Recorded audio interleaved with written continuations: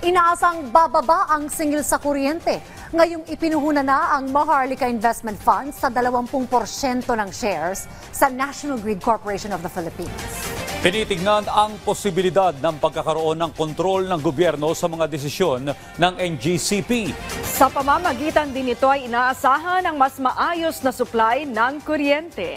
Yan ang ulat ni Clazel Pardilla.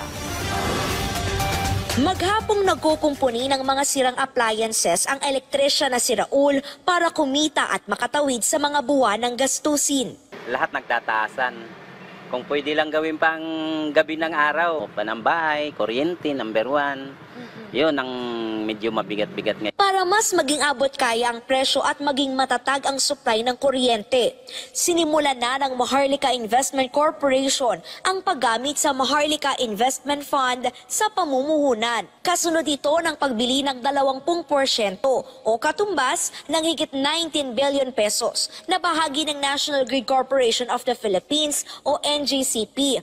Ang NGCP ay pribadong korporasyon na nagpapatakbo ng power grid ng bansa at naghahatid ng kuryente sa mga planta patungo sa mga power distributor gaya ng Meralco. Bibigyan ng upuan sa board ng NGCP ang Maharlika Investment Corporation.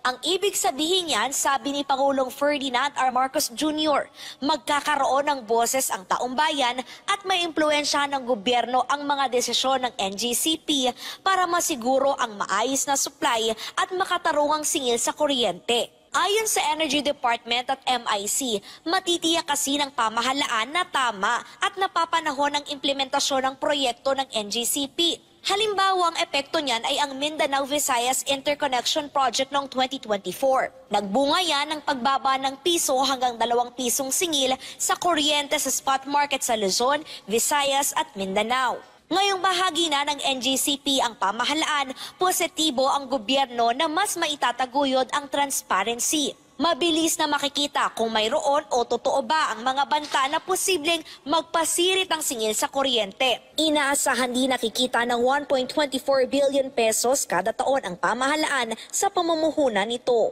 Once we identified energy as our top priority, we've then decided to ask ourselves which part of that energy ecosystem in fact requires the most number of investment, the biggest amount of investment, and the highest impact.